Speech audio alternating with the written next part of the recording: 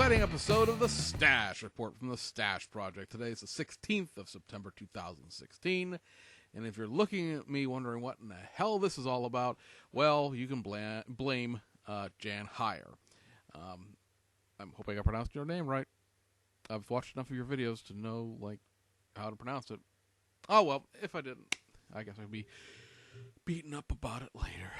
But in the meantime, what had gone on was most of you guys who are subscribed to Jan probably enjoy his recently popular series of what he calls Sunday Night Gossip, which I like to call watching YouTube for me so I don't have to.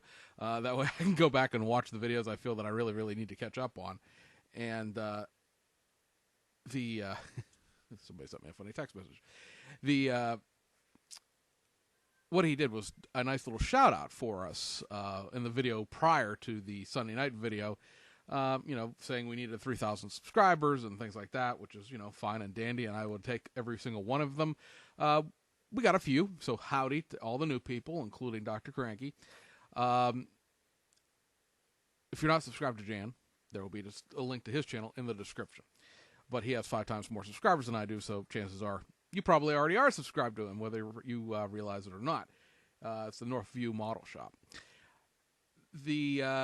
Anyway, it was great to see everybody, putting out a little love and rep for the show and for my channel. I noticed that most of the guys were longtime subscribers, people that I've grown to have, if not conversations off of YouTube, at least conversations through the YouTube, through comment sections and stuff like that.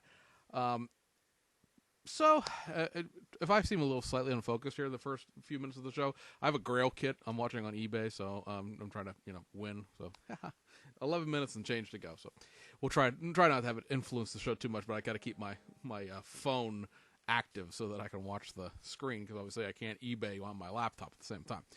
So, anyway, what's going on this week? Well, there's some kit releases overseas, China, Japan. Of course, here in the United States, some kits out as well. Some really good stuff as far as I'm concerned. Some stuff I'm excited for. And then, that's really kind of going to be it. There's no fancy test shots to show you this week and things like that. A couple of things. On the Studio 27 side of things, the late month stuff, not a lot there, really. Most of it is going to be dedicated to the new M26 F1 car that they're going to be doing, which is another one of their $170-ish multimedia kits that they tend to do. It's not something that interests me per se. It may interest you if you have a particular penchant for it. What I've heard, the trans kits are really nice. They're not Model Factory Hero nice, but they're also not $600 in 1/12 scale either. But it's just something I'll toss out there. The decal stuff that they're reissuing, it's all pretty random and common stuff. Nothing special there. In other decal news, SK Decals, which you'll remember are doing a slew of EK6 decals for the Hasegawa Civic that was just reissued. We just showed in the last acquisition video. All of those decals are finally in from the printer. They were supposed to come out a little batch last month, a little batch this month. It's all going to come out at once next week. There are 6 sets of decals. 6 sets of decals. Say that 3 times fast. Total, and with all 6 sets and some decal variations within the sets, you could build 8 different cars. One will just be a seasonal variation between 90, I think it's 90 and 91, or 91 and 92 for the Reizo sponsor things, and the other one is the Idemitsu Motion car that was then run as a privateer entry in the Macau Grand Prix after it was found, sort of not so much rotting in a field, but just hanging out and not racing anymore. Some guy bought it and raced it. So there's that. I'm certainly interested, and we'll be getting everything. There is still the problem that they don't. Hasegawa has not released a version of the kit with the Enki racing wheels yet. The Castrol version that's coming out next month still doesn't have the right set of wheels for half the decals. I will get the decals just to have them, and hopefully they'll release the kit later. And if not, somebody will do the resin eventually. The one other thing, while we're on racing decals and kits, Nunu, Hobby, and Platts have announced, and this was something that they were leading up to, but when the announcement was going to come was just sort of out there, that they were going to actually include a team livery in that new BMW M6 GT3 car that's going to be coming out Christmas-ish, beginning of next year. And there's quite a few teams running the M6 in Blank Paint Endurance Series, and there are also a bunch of them entered at the last 24 hours of Nuremberg Ring. So there was a wide variety of things to choose from. What they've chose to go for, and I don't know if this was something they were developing all along, or if this was just because it recently won the 24 Hours of Spa last month. But what they're going to be doing is the Row Racing number 99. I assume the number 98 will probably be in there too. They run, two team cars. The cars are basically identical. The only difference in them is the numbers. And so this is obviously what that car looks like running the 24 Hours of Spa just at sunset. It's a gorgeous picture and a really, really nice livery.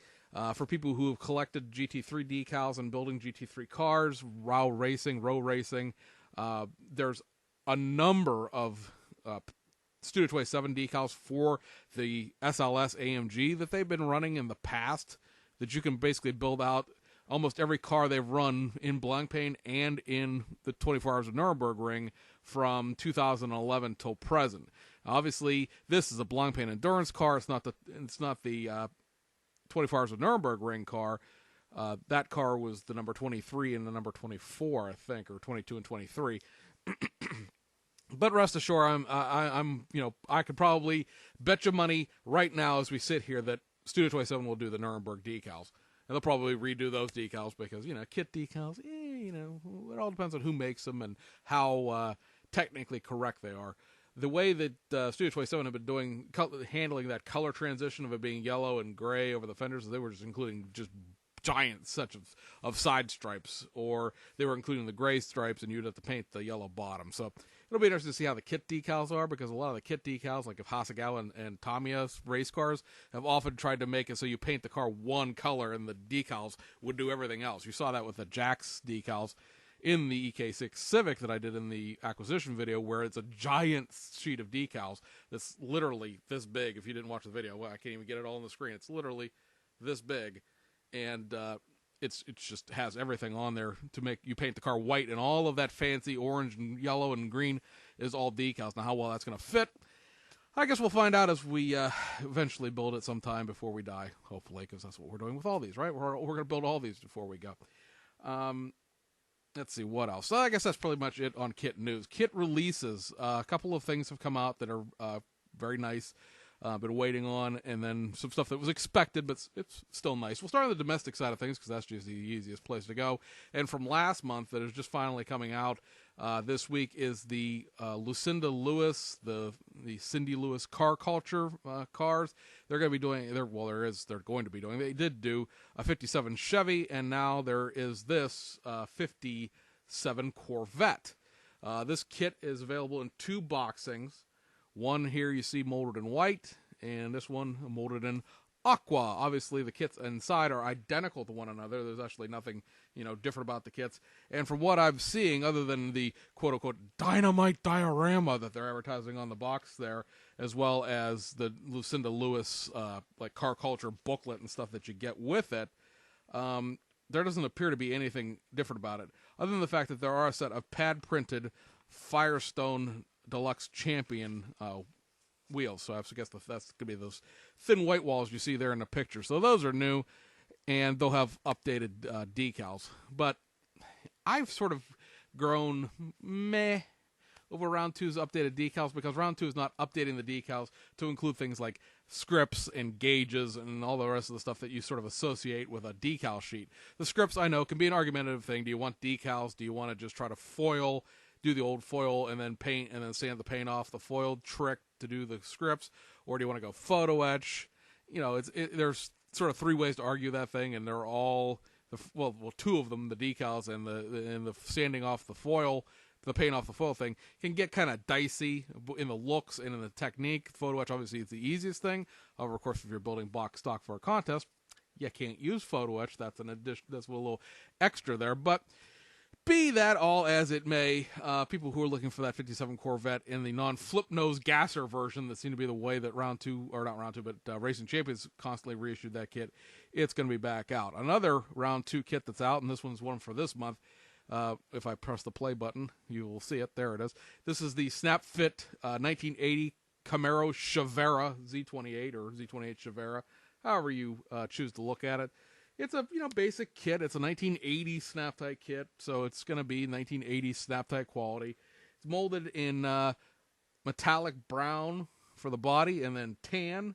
And then they have included a very robust decal sheet with this, including some sort of decal that I believe goes underneath the taillight, or I don't believe it goes over the taillight. I've not seen somebody's building this on a forum that I'm on, and I'm sort of just checking on it every now and then. And they mentioned this decal, but didn't actually show it. So I'm not sure again if it goes under or over. I'm assuming under. That for the taillights. So rather than having to try to paint the taillights red, amber, and clear, so to speak, for the backup lights, there's just a decal, and then you put the clear piece over top of it, and it sort of colors the lights for you. And the person who has the kit is very impressed with that setup. So it's one of those good enough for them, good enough for me. Although I probably will not get this, as it's just not something that's really in my wheelhouse, so to speak. Then lastly, from round 2 this month, well, actually, this will be the last thing from AMT this month. There'll still be some NPC kits coming later. This is obviously the glue version, the full detail glue version of the 2016 Camaro SS. So this kit is out. It is in distribution. If you cannot find it, you can find it on eBay. There's quite a few of them, actually. This kit's been out for probably about, 3-4 days, maybe 5. It sort of got put into distribution over the weekend, and then it, depending on how long your hobby shop or whatever retailer took to get it, was whether or not it was available at all this week, or maybe won't be coming until next week. But it is out there. It is molded. Is one of these kits that is again going to have 2 boxings. I couldn't find anybody who had a picture of one in a shrink wrap, but much like the Snap-Tight kit has, it'll have a great big sticker right above the rear quarter fender below the SS that's going to say either molded in white or molded in garnet red. Both boxes have a red car like this on it. The Snap-Tight kit, remember, is the one with the silver car on the box. So if you're interested in the glue kit, this is it. It's there for the taking, and it is full detail, all new tooling. It really doesn't share all that much at all with the glue, with the Snap-Tight kit. Maybe 7-8 pieces, and most of that being like wheels and glass and things like that. The majority of this kit is brand new. It's kind of surprising, really, that they went all out in that nature, in the sense of being like, well, we're going to go completely all new tooling. Okay, cool beanies. Let's see. Overseas, Fujimi's released one kit this month so far, and that is this Ferrari F10 F1 kit that is 1/20th scale. It is full detail, 174 pieces.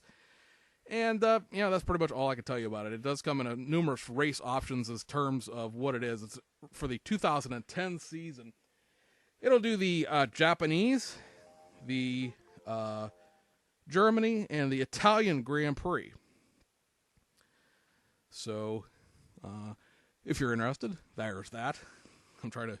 My eBay is not updating correctly here, so I don't know if I just won this kit or not. Over on Aoshima side of the aisle here, they've reissued this kit. This is just a straight reissue. Hey, yes, won my Girl kit. Excellent. And for not as much as my max bid was either. This is the 1972 Ken and Mary GTR, the KPGC 110 Nissan Skyline GTR. This is in the what they're calling Racing GTR version. This car was a race car, obviously, and was raced at the Japan Grand Prix back when that was like a road race, or not a road race, but a race for real cars rather than it being a F1 race. And this is a straight reissue.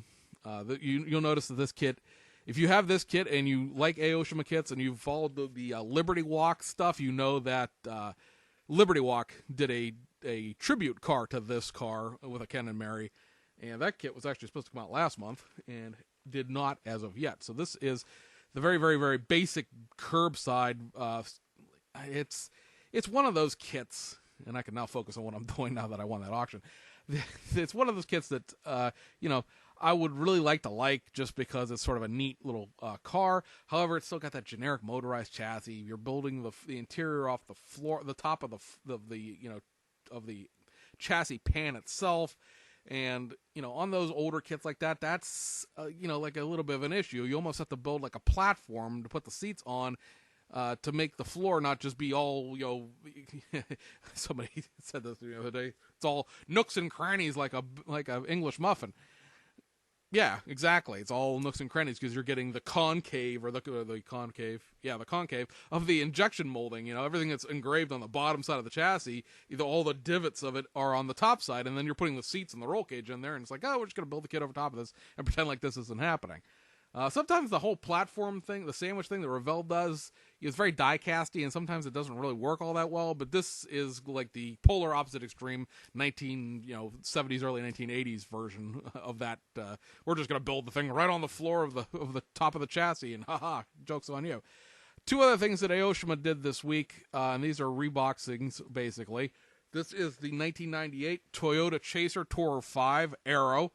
The JZX 100, if you care about chassis numbers. This is just an existing kit that's been put into that new The Model Car line. You'll see this is The Model Car number 16.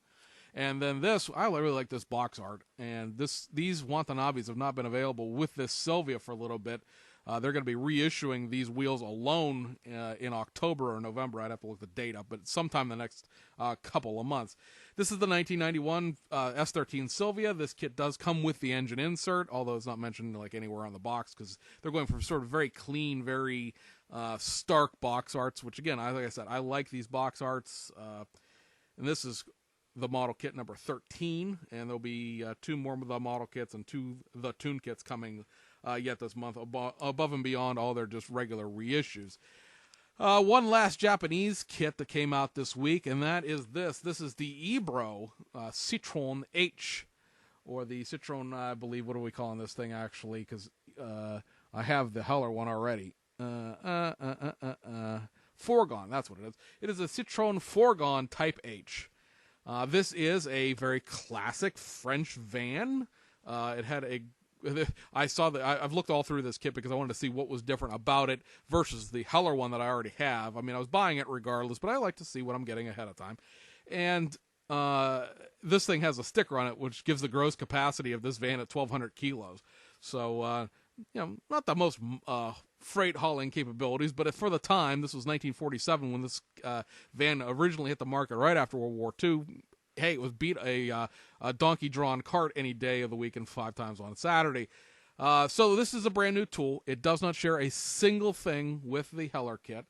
The Heller kit is a very, very multi-piece affair, and then a lot of the multi-pieces from the cab forward are all clear, and you have to sort of do some fantastical masking and whatnot to paint them. I suppose you could leave it all clear and just show the inside of the van and show the engine and stuff like that. This kit is also multi-piece. It's just a really complex shape to try to make a one-piece body out of. Plus the thing is going to be about yay big when it's done. It's probably 6-7 inches long. It's a full-size commercial van for the time period. It's not a minivan. And the way that Ebro has gone about this is they've molded the actual shell of the interior in one piece, and then the hood area is also one piece, and it sort of fits onto the front of that, and then the grille goes on the front of that, and then the box, the back of it's still all multi-piece assembly, and there's a separate piece for the back of the cab that you have to put on and things like that. It's just the nature, like I said, there's no way you're going to make a corrugated round loaf of bread out of even with the sliding mold technology. It would come out either really warped, really thick to keep it from warping, or it would be just mold line central, and you'd have to try to sand mold lines off of all that ribbing. That's just not a good idea. So they went with the multi-piece, and it's 2016. And fear not, both the guy that runs Heller and the guy that runs Ebro have both interned or worked for Tamiya, so it should all fit just fine and dandy in theory. The Ebro kit is a curbside. It is not a full detail kit like the Heller one is. It has an engine bottom, so there's something to look at for the chassis, and it has a sort of 2.5 dimensional piece that goes behind the grille that it basically has the radiator, the air cleaner, and something, and it looks like, I'm trying to think of what the hell it would be on the front wheel drive Citroens.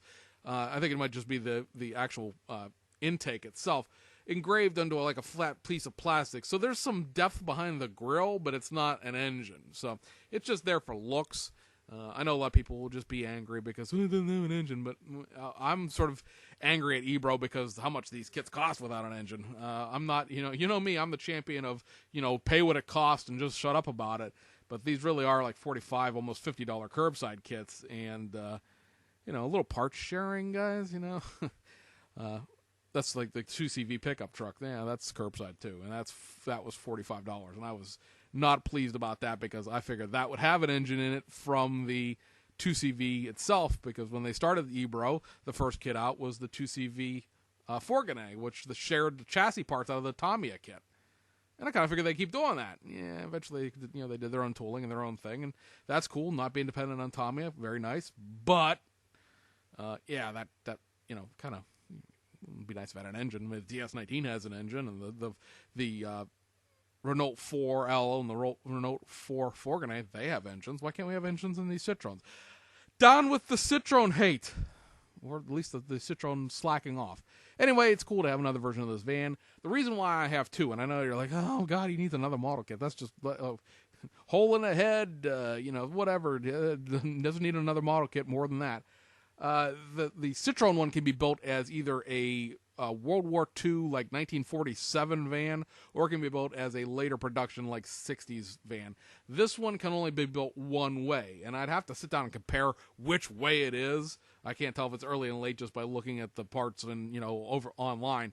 But whichever way this one is, I'm going to build the other one, the opposite of it, so it'll be cool to have sort of a, little bit of a, aging process, if you will, of the van. And then, lastly this week, and I should say that Ebro kit, that Ebro kit was a surprise, because when it was announced as a pre-order, it was announced as a not fixed pre-order at Hobby Search, meaning that you can pre-order this, but I don't know when it's coming. We couldn't tell you, so good luck. And when Hobbylink Japan finally put it on, it was December. And then it got put on Hobby Easy, which is the Hong Kong retailer. We're going to talk about more in depth in a second here. And it was September 12th. And it was like, this place says they don't know it all. This place says Merry Christmas, and you're saying 5 days from now.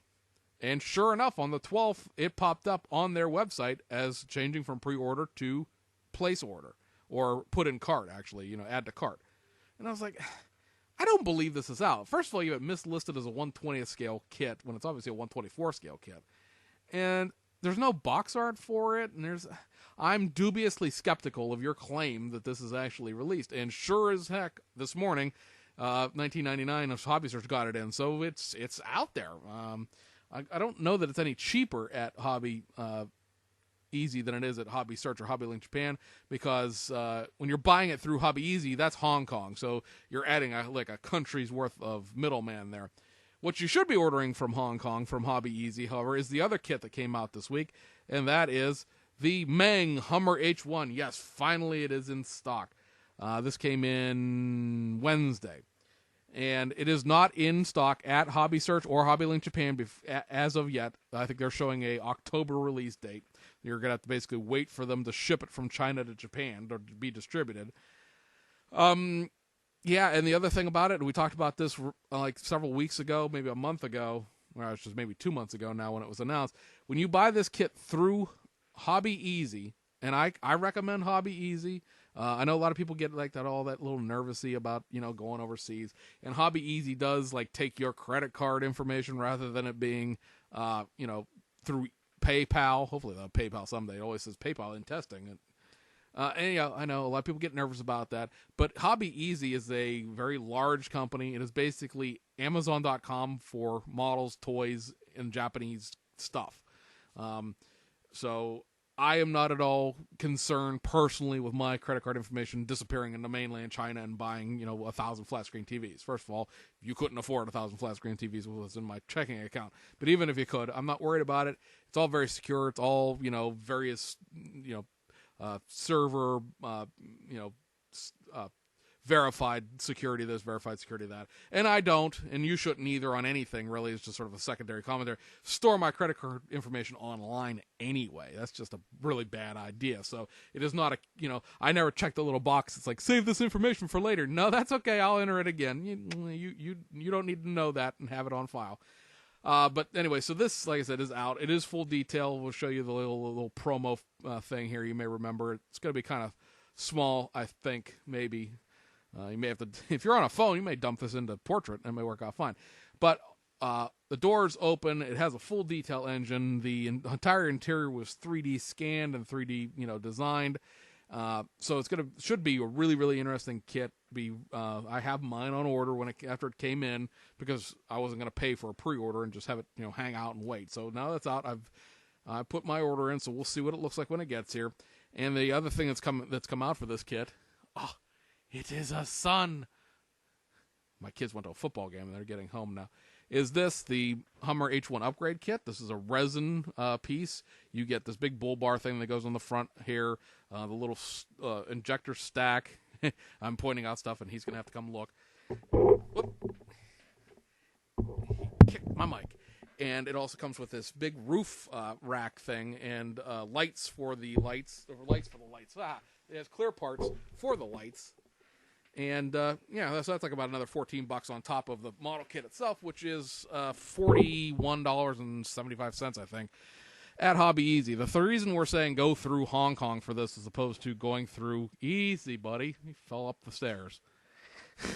Falling up the stairs. It is a skill acquired from my wife. Where's the other one? Oh. I have a daughter as well, as you guys probably know, and she did not come through the basement with my son.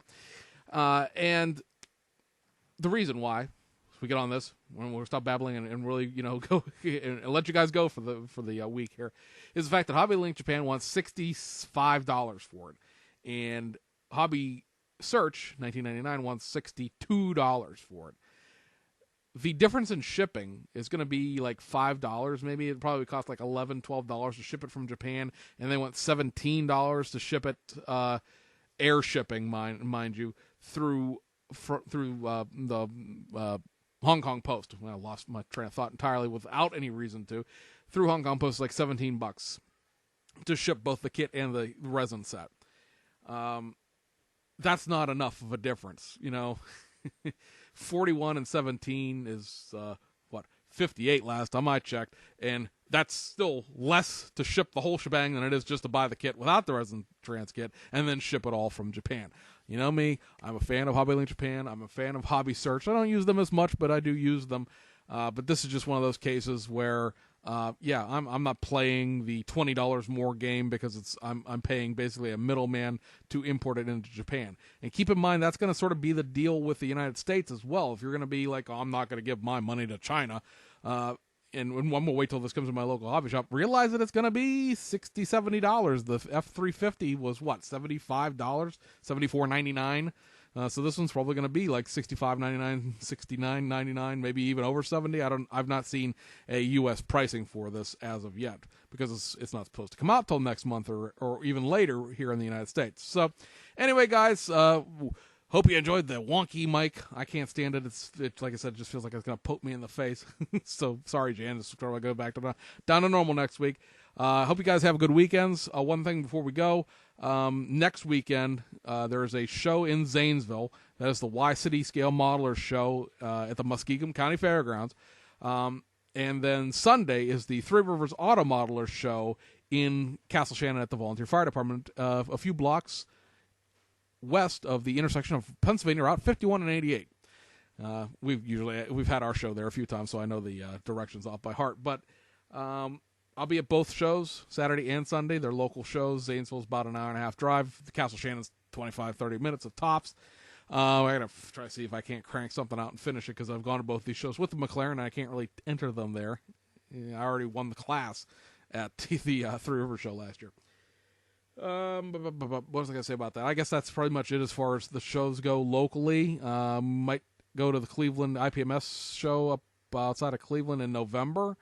But due to the way the work has rescheduled itself as of late, I don't think I'm going to be doing anything in October necessarily because a lot of the shows would require overnight travel. Diversified Scalers out in Belleville like to go, but that's overnight in New Jersey, and then I have to drive back from Jersey to Pennsylvania, sleep for 2 hours, then drive right back to New Jersey again. TAMS, the Tidewater Automotive Modeling Society, that's the end of October. Same problem. The Region 2 IPMS regional is the end of this month, the end of September in Virginia Beach. Same problem. There's a show in Cincinnati I wanted to go to. Same problem. Yeah, even going to NNL in Toledo, that's still too far to drive. Well, it's really on the cusp of what I would be willing to drive in one day. But I don't feel like driving all week, coming home, getting up reasonably early to drive to Toledo, hang out at a show that's kind of dying, and then drive back in one day. So Cleveland, it's 3 hours each way. That's a doable trip. We'll see what happens. Anyway, guys, that's where we're going to leave you. I hope you had a good. Hope you have a good weekend. It's a weekend. I need to have a good weekend. It's been a really bad week at work, and just need to relax, hang out with my kids, and have a good weekend. So, see you guys on the other side.